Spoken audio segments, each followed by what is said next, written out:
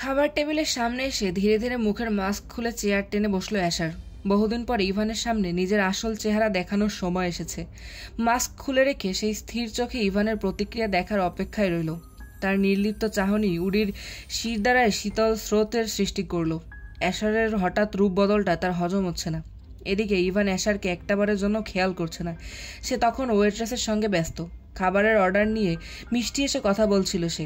Order শেষ করে অবশেষে হাস্যজ্জ্বল মুখ নিয়ে ফিরে অ্যাশারের দিকে তাকাতেই হকচকিয়ে উঠল ইভান। তার নজর অ্যাশারের মুখের দিকে পড়তেই ইভানের চোখ বিস্ময়ে বড় হয়ে গেল। মুখের হাসির এক মুহূর্তে মিলিয়ে গেল, জায়গা নিল এক অবিশ্বাস, যেন পায়ের তলা থেকে মাটি সরে গিয়েছে তার। হঠাৎই রাগে ফেটে পড়া কণ্ঠে সে হুঙ্কার দিয়ে বলে উঠল, তুই? ইভানের গলার স্বরে ভয়, অবিশ্বাস আর ক্রোধের এক অদ্ভুত মিশ্রণ ফুটে উঠল। ইভান তখন আঙুল তুলে এক অবিশ্বাসের দৃষ্টিতে চেয়ে আছে অ্যাশারের দিকে। অ্যাশারের ঠোঁটের কোণে এক চিলতে হাসি ফুটে উঠেছে। ইভানের অপ্রস্তুত এবং ক্ষুব্ধ প্রতিক্রিয়া তার প্রত্যাশার বাইরে ছিল না। তার চোখের গভীরে অদ্ভুত এক ঠান্ডা আত্মবিশ্বাস ফুটিয়ে রেখেছে সে। ইভানের দিক থেকে দৃষ্টি সরিয়ে না নিয়েই বাঁকা হেসে সে ধীরস্বরে বলল, long time no see, the great Liam. তুই এখানে? ইভানের কথা শেষ হওয়ার আগেই অ্যাশার নির্লিপ্ততা বজায় রেখে নরম স্বরে বলল, হ্যাঁ আমি। বিশ্বাস হচ্ছে না?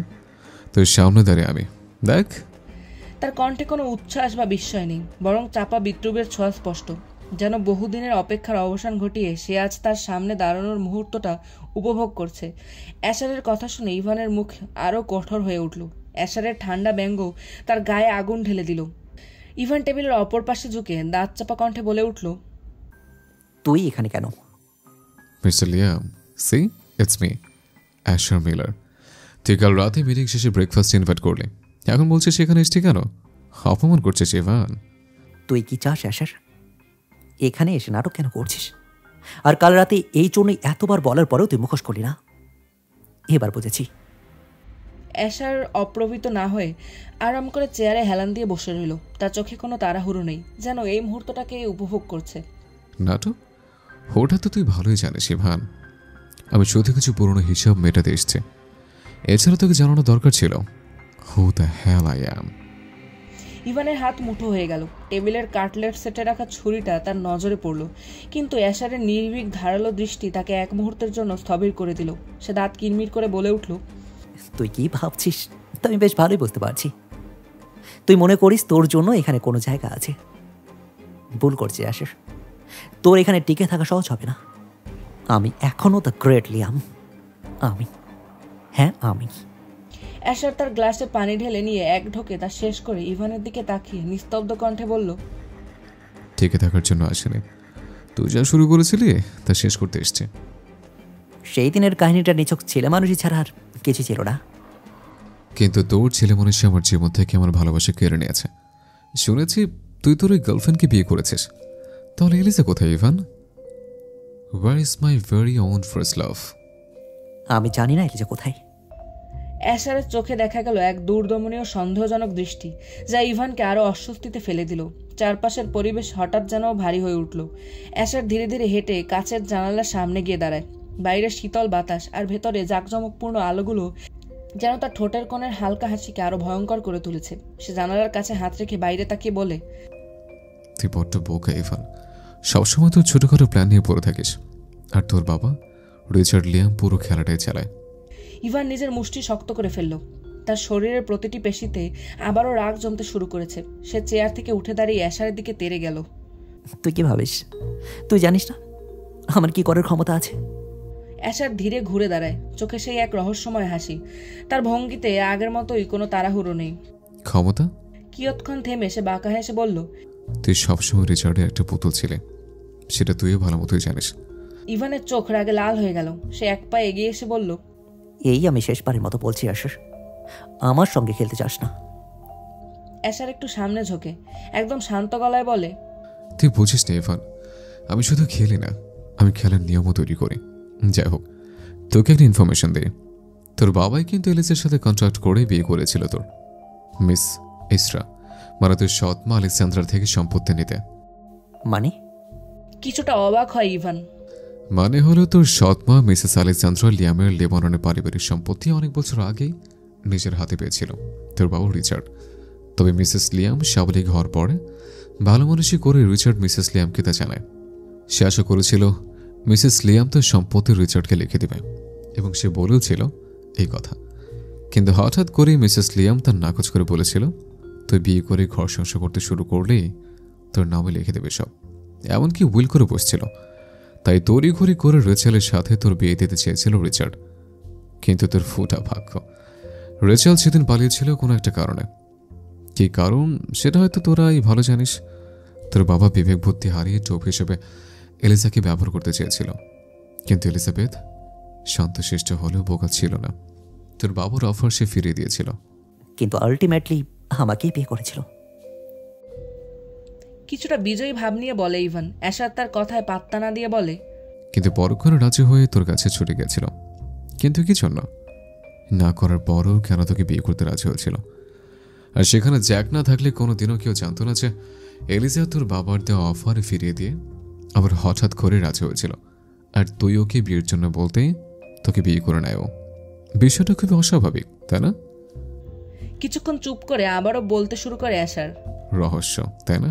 রহস্য, রহস্য, রহস্য, রহস্য। আমি জানি না এলিজাবেথ কেন তোকে বিয়ে করেছিল, তবে টুইস্ট আছে এখানে। তোর বাবা হওয়ার অযোগ্য রিচার্ড তোকে মেরে ফেলতে চেয়েছিল, আর সেটাও সম্পত্তির জন্য। বাবা আমাকে মারবে? মস্করা করিস আমার সাথে? মস্করা করা আমার কোনো সময় পছন্দ না, সেটা তুই ভালো করে জানিস।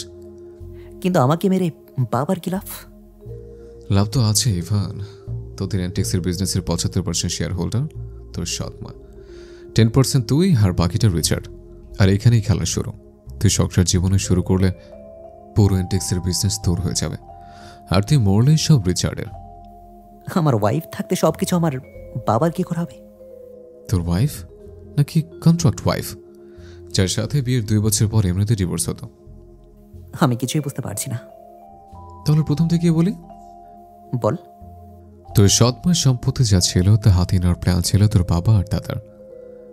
তুই হওয়ার পর প্ল্যান করে তোর মাকে বের করেছে তোর বাবু রিচার্ড। তোর মায়ের প্রাক্তন প্রেমিকের হঠাৎ উদয় হওয়াটা কি অস্বাভাবিক না? কিন্তু ইভানকে বলতে না দিয়ে অ্যাশার আবারও বলতে শুরু করে, তোর মা ওই লোকের প্রয়োজনে পড়ে পালিয়ে গিয়েছিল, আর এই সুযোগে তোকে হাতিয়ার করে ইস্ট আন্টিকে ম্যানিপুলেট করে তোর বাবা। কিন্তু ঝামেলা শুরু হয় তখনই। আন্টি হয়তো ওদের প্ল্যান বুঝে গিয়েছিল, আর তাই উনি উইল করে ফেলে সবকিছু, যার কারণবশত তোর আর রেচেলের বিয়ে ঠিক হয়।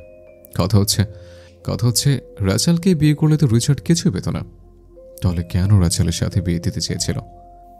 এক্স্যাক্টলি। রিচার্ড খুবই ধূর্ত লোক ইভান। রেচেলের পারিবারিক সম্পত্তি হাতানোর জন্য তড়িঘড়ি করেছিল সে। তোর সাথে রেচেলের বিয়ে হলে রেচেলের সম্পত্তির অংশীদার হতি তুই, কেননা রদ্রিগো পরিবারের একমাত্র সন্তান রেচেল। ওর সাথে তোর বিয়ে হলে হয়তো মেয়েটাকে রিচার্ডের আক্রোশের শিকার হতে হতো, ঠিক যেমনটা 1.5 বছর আগে এলিজার সাথে হয়েছিল। কোনো কারণ ছাড়া গাড়ির ব্রেক কাজ না করাটা খুব অস্বাভাবিক, তাই না? এলিজার অ্যাক্সিডেন্টের ব্যাপারে তুই কি করে জানিস? অ্যারন মিলারকে তো চিনিস, তাই না? হ্যাঁ, এলিজার খুব কাছের একজন বন্ধু। অ্যারনই আমাকে সব বলেছে। ও তোকে কেন বলবে? কারণও জানে আমি এলিজাবেথকে ভালোবাসি। ভালোবাসা মাই ফোট। এই দুনিয়াতে ভালোবাসা বলতে কিছু এক্সিস্ট করে না। কিন্তু ও তো কীভাবে চেনে? বেশি প্রশ্ন করিস তুই। যাই হোক, মূল কথায় ফেরা যাক। রেচেল আর তোর বিয়ের সকল প্ল্যান করে রেখেছিল রিচার্ড, কিন্তু তা বেচতে চায়।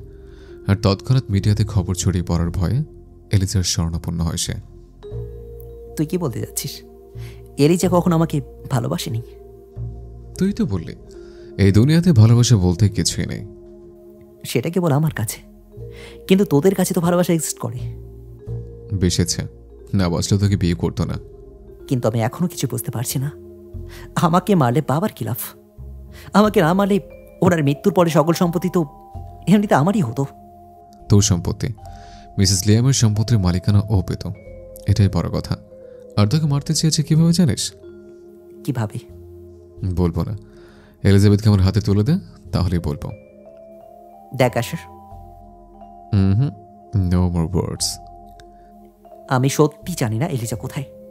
তাহলে আমিও তোকে বলবো না কিভাবে মারতে চেয়েছে তোকে। আচ্ছা, তাহলে অন্য উত্তর দে। বল, কি জানতে চাস? তুই আমার বিজনেসে কেন ইনভেস্ট করছিস? কি প্ল্যান তোর? শোন, আমি পার্সোনাল লাইফের সাথে প্রফেশনাল লাইফ মেলাই না। তোর প্রজেক্টে নিঃসন্দেহে ভালো অফার, প্রফিট অনেক, তাই ইনভেস্ট করেছে। It has nothing to do with our past. সবই বুঝলাম, কিন্তু তুই এই পজিশনে কীভাবে পৌঁছালি? ইভান, নিজেকে অলমাইটি ভাবা বন্ধ কর। আমি অ্যাশার মিলার। নামটা পরিচিত মনে হয় না? লুইস মিলারের বড় ছেলে আমি। ডিয়ানা মিলার আমার বড় বোন। রুটস এন্টিক্সের শেয়ার হোল্ডার অ্যারন মিলার আমার ছোট ভাই। সি, আমার আর তোর মধ্যে ফিনান্সিয়ালি কোনো পার্থক্য নেই, তবে আমি তোর মধ্যে শো অফ করি না। আই হোপ তুই এলিজার আসল পরিচয় জানিস। তুই এলিজার ফ্যামিলির সঙ্গে কানেক্টেড? না, কানেক্টেড থাকলেও কোথায় সেটাও জানতাম। তোর জন্য একটা উপহার আছে। কি এটা? খুলে দেখ। ইভান এনভেলপটা খুলে অবাক হয়ে প্রশ্ন করলো, আমাকে সত্যি উনি মেরে ফেলতে চাইতো? নয়তো কি? তুই আমাকে এগুলো কেন দিলি? তোর শত্রুর অভাব নেই, একজনকে শুধু তুলে দিলাম। এবার তুই কি করবি সেটা তোর ব্যাপার। আমার সবটা করে যাচ্ছে। তোরা কেন এমন শুরু করেছিস?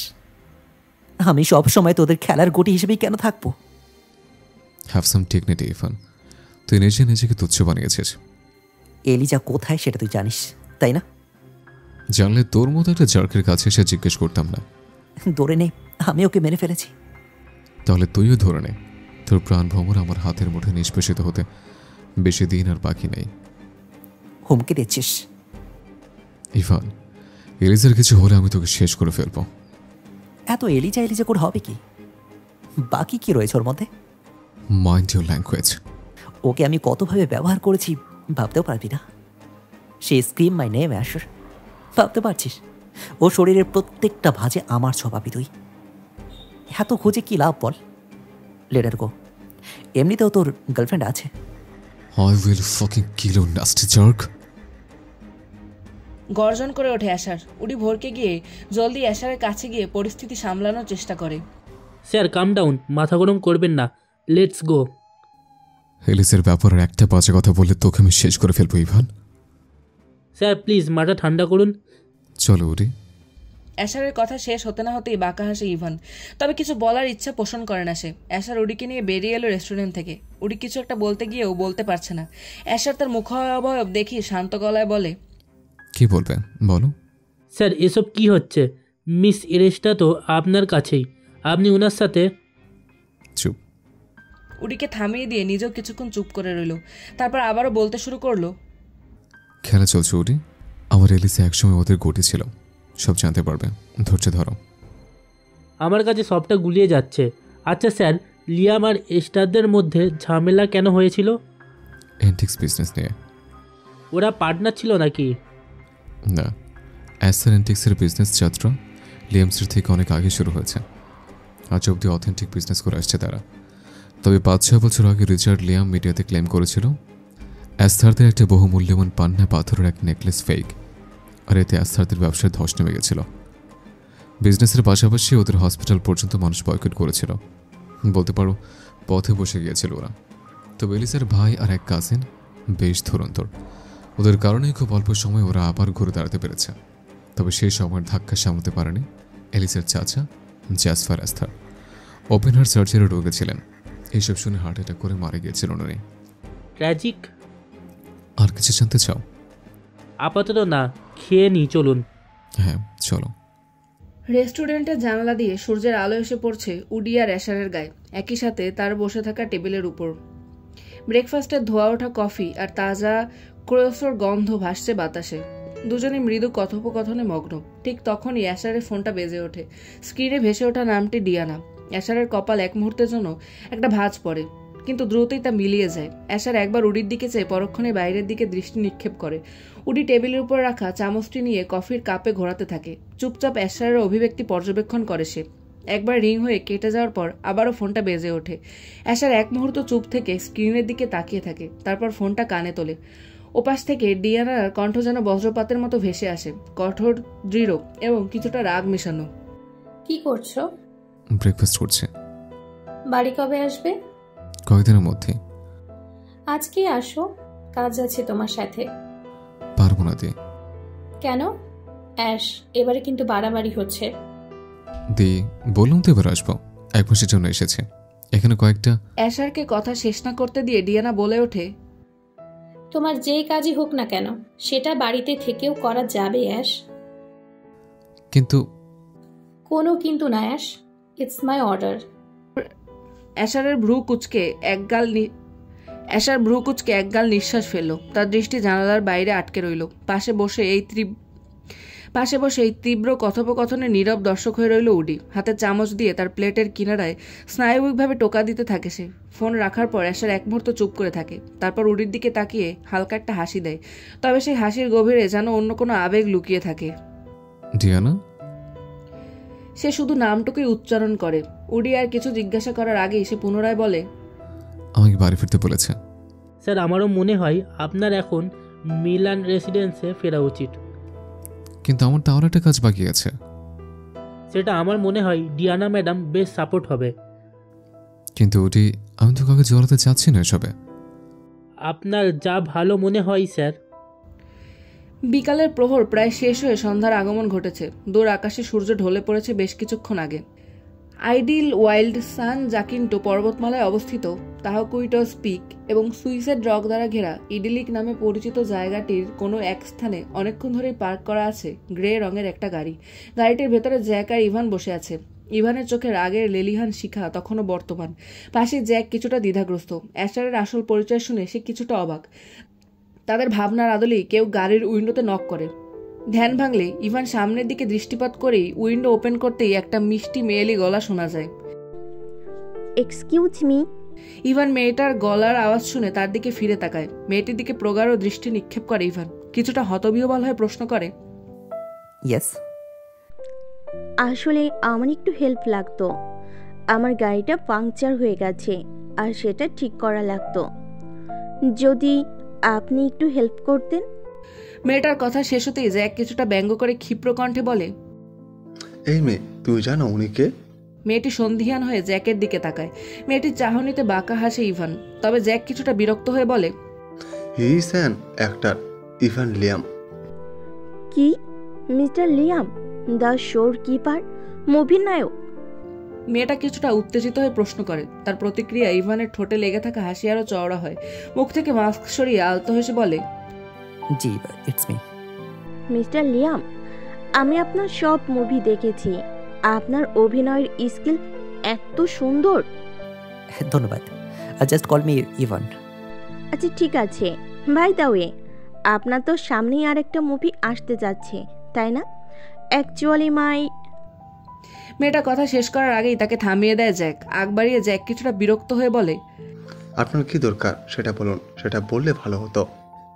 জ্যাকের কথায় মেয়েটা কিছুটা অপ্রস্তুত হয়ে পড়ে। তবে কিছুটা সময় নিয়ে ঠান্ডা গলায় বলে, আই এম সরি ইভান। আসলে আমি ফ্রেন্ডদের সাথে ক্যাম্পিংয়ে এসেছিলাম, তবে হঠাৎ করেই গাড়িটা খারাপ হলো, তাই হেল্প দরকার ছিল। নেভার মাইন্ড, ওকে?